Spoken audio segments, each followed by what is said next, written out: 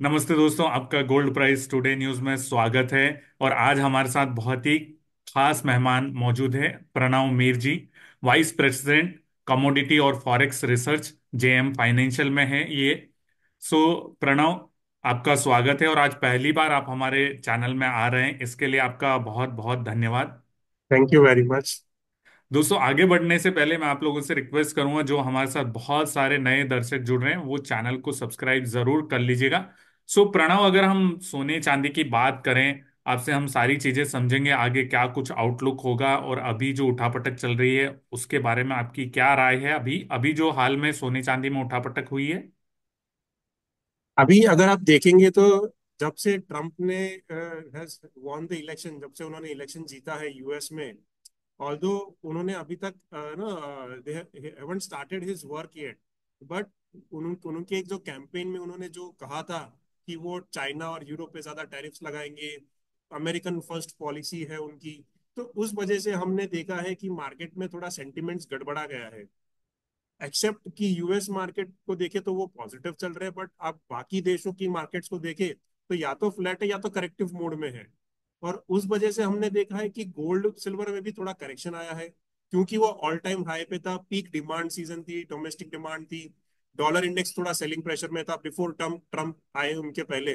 तो उस वजह से डॉलर में भी हमने उछाल देखा है, क्योंकि अगर यूएस इकोनॉमी अच्छा परफॉर्म करेगी, उनकी ग्रोथ होगी, भले थोड़ा इन्फ्लेशनरी प्रेशर हो सकता है, बट अगर इकोनॉमिक परफॉर्मेंस करेगी तो डॉलर के लिए डेफिनेटली वो पॉजिटिव होगा, क्योंकि वो उनकी डोमेस्टिक करेंसी है। तो डॉलर में हमने एक तेजी देखी है 102 से लेके 107 तक, जो कि यस्टरडे का हाई था उसके। क्योंकि गोल्ड और डॉलर का एक नेगेटिव कोरिलेशन है, हमने गोल्ड में करेक्टिव मूव भी देखा है, एक प्रॉफिट टेकिंग भी बोल सकते हैं। बिकॉज अगर आप देखो तो इंटरनेशनल मार्केट में जो फाइनेंशियल ईयर होता है वो जनवरी से लेकर दिसंबर तक होता है। इंडियन मार्केट्स में कैसे होता है, अप्रैल से मार्च तक फाइनेंशियल ईयर काउंट होता है। तो ये ईयर एंड का प्रॉफिट टेकिंग भी हम बोल सकते हैं, क्योंकि गोल्ड ऑलरेडी 40% रैली कर चुका है इंटरनेशनल मार्केट में। सिल्वर भी अगर आप देखो तो इट वॉज 42% का रैली कर चुका है इन 1 ईयर।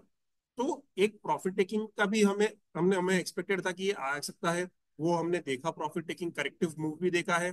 बट जो ये हफ्ते में जो ये तेजी चली है, that is majorly supported by जो रशिया यूक्रेन में जो एस्केलेशन हुआ अभी रिसेंटली वीकेंड पे, और जो अभी वहां पे मिसाइल्स की जो फायरिंग हो रही है दोनों कंट्रीज के बीच में, दैट हैज कि थोड़ा सेफ हेवन डिमांड वापस पुल बैक आई है सेफ हेवन डिमांड में।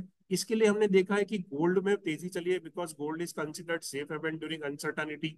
फिर डॉलर इंडेक्स भी आप साथ में देखो तो ये पॉजिटिव चल रहा है 107, और थोड़ा सेफ हेवन हो गया। और सेफ हेवन करेंसीज भी अगर आप देखते हो, जैसे कि जापानीज येन है, स्विस फ्रैंक है, उसमें भी थोड़ा पॉजिटिव मोमेंटम, क्योंकि ये सारी चीजें during the period of uncertainty CF कहलाती है। इसके लिए हमने एक पॉजिटिव मोमेंटम गोल्ड में देखा है। बट अब सिल्वर देखो तो सिल्वर में तेजी नहीं आई है, सिल्वर थोड़ा है वीक ऑन वीक पॉजिटिव है, बट इतनी तेजी नहीं आई है जितनी कि गोल्ड में हो। थोड़ा फ्लैटिश है, कंसोलिडेटिव है। हाँ, वही सोना तो अब देखेंगे अपन तो $2700 के आसपास पहुंच रहा है, करीब करीब अभी 2780 से 2680 से ऊपर है।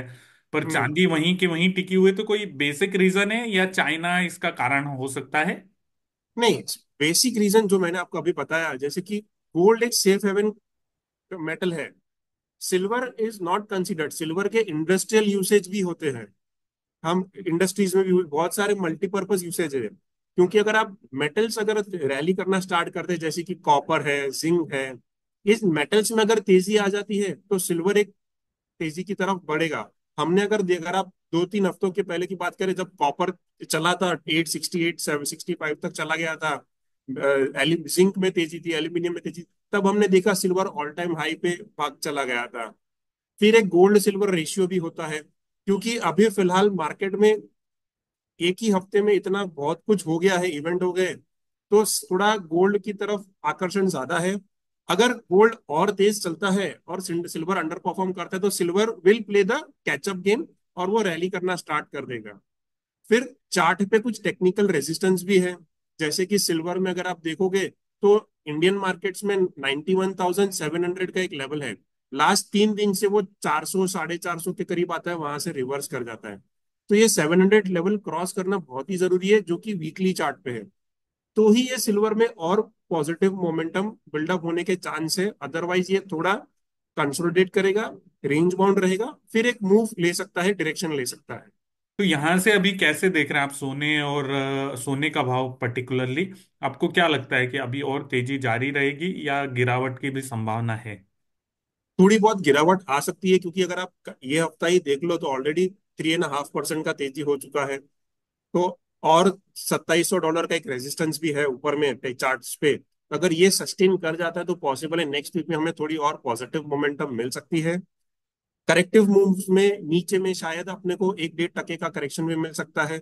बट ये थोड़ा न्यूज रिलेटेड ड्रिवन है, तो हम भी थोड़े बहुत चार्ट्स पे सरप्राइज हो गए थे कि भाई ये ब्रेकआउट कैसे आ गया। $27 $100 का वेट करेंगे, अगर ये क्रॉस कर जाता है तो चांसेस है कि ज्यादा एक थोड़ी पॉजिटिव मोमेंटम और आ सकती है टूवर्ड्स 2750 2780 की तरफ भी जा सकता है डॉलर टर्म्स में।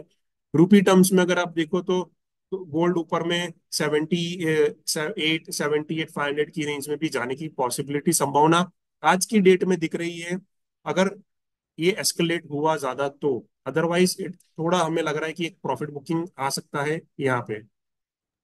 और चांदी में?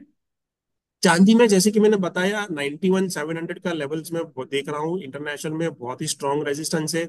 अगर ये लेवल क्रॉस कर जाता है, सस्टेन कर जाता है, तो हमें एक ऊपर की तरफ का मोमेंटम मिल सकता है टुवर्ड्स 93 94,000 लेवल तक भी जाने की पॉसिबिलिटी है। अदरवाइज ये फिर से रिवर्सल ले लेगा नीचे में 89 88,000 की तरफ। तो कुल मिला के अगर हम अगले साल का आउटलुक देखें, चूंकि अभी ये साल तो खत्म हो रहा है, 2025 में आप लोगों ने भी कुछ गणित किए होंगे कि अब आगे का आउटलुक भी देना है, अगले साल क्या कुछ हो सकता है। आपके यहाँ भी चल रहा होगा सारी चीज, बातों का हिसाब। तो क्या कुछ आपने कोई रिपोर्ट बनाई है, ये क्या कुछ आपके अनुमान कह रहे हैं कि 2025 में सोने और चांदी में क्या कुछ हो सकता है in terms of international market और भारतीय बाजार के हिसाब से?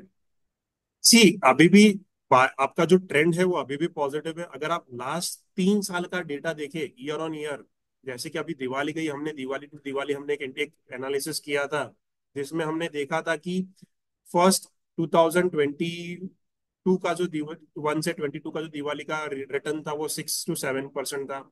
उसके बाद वो 30% था 22 to 23। अब ये 23 से 24 का जो दिवाली टू दिवाली था उसमें 40% रिटर्न था। तो गोल्ड अगर लास्ट 3 साल का अगर आप डेटा देखते हैं तो इट इज अप नियरली 40 30 70 75% का रैली आ गया। सेम चीज सिल्वर में भी हुई है, 70 to 80% का तेजी तेजी है फ्रॉम 2021। तो हमें लग रहा है कि ये जो 24 25 का पीरियड होगा, थोड़ा मार्केट कंसोलिडेट करेगा, शायद हमें टाइम करेक्शन मिले। और जो रिटर्न्स हमने देखे हैं 30% के लास्ट 2 इयर्स में, उतने रिटर्न हम एक्सपेक्ट नहीं कर सकते हैं। 6 to 7% is the return that we are expecting, not more than that. हाँ, शायद ये रैली भी करे टुवर्ड्स $3,000, जो कि एस्टिमेट्स आ रहे हैं 3,000 3,100। But ultimately it can come down and give us a return, net return और a gross return of 6 to 5 to 7%। We don't are not expecting a bigger return. Silver yes, क्योंकि industrial usage भी है, और कैसे phase out होता है जो कि ट्रम्प की पॉलिसीज, चाइना मार्केट कैसे ग्रो करता है आने वाले साल में, वो ज्यादा डिपेंड करेगा। If China starts performing very well और ये जो टैरिफ्स वगैरह का कुछ ज्यादा इम्पैक्ट नहीं पड़ेगा उनके ऊपर, तो शायद सिल्वर अपने को 10 to 12% का रिटर्न दे सकता है। अदरवाइज हमें लग रहा है कि मोटा मोटी एक टाइम करेक्शन होगा।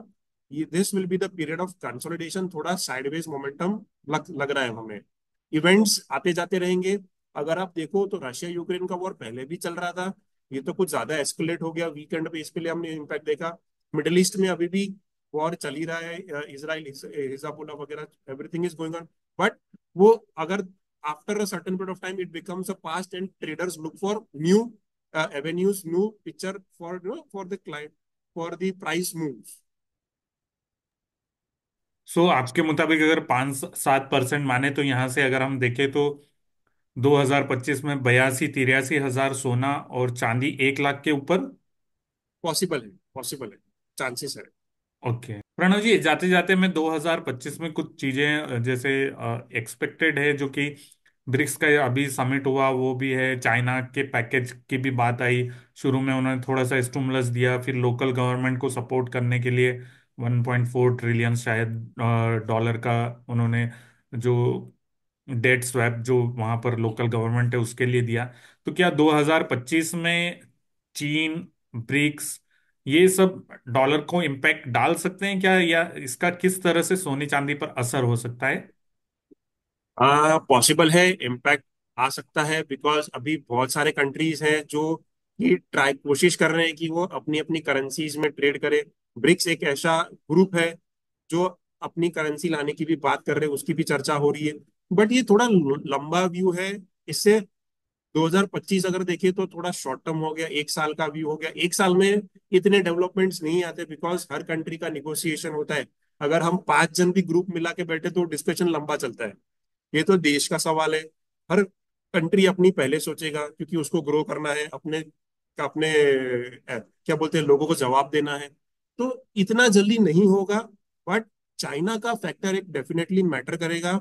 अगर चाइनीज इकोनॉमी में मोमेंटम पिकअप हो जाता है तो ये एक चीज अच्छी हो जाएगी कि भाई हमें मेटल्स में थोड़ी तेजी दिखेगी। मार्केट गोल्ड सिल्वर में भी हमें थोड़ी बहुत तेजी आने आने वाले ट्रेडिंग सेशंस में दिख सकती है। प्रणव जी, आपसे बातचीत करके अच्छा लगा। जाते जाते आप कोई डिस्क्लेमर देना चाहेंगे?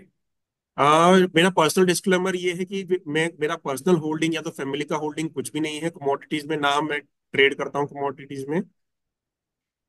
जी। हाँ, जो भी सेशंस हमने जो लेवल्स दिए, जो भी हम डिस्कस किए, हमने शायद हमारे क्लाइंट्स को डेफिनेटली रिकमेंड किए हुए हैं। जो जो भी लेवल्स हमने बताए, जो भी नो डेटास वगैरह हम रेगुलर अपडेट करते हैं क्लाइंट्स को। सो ये इन्फॉर्मेशन हमारे सारे क्लाइंट्स के पास रहेगी।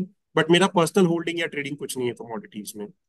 दोस्तों, यहाँ पर मैं भी अपना डिस्क्लेमर दे देता हूँ कि मैं भी कोई सोने चांदी की ट्रेडिंग नहीं करता हूँ।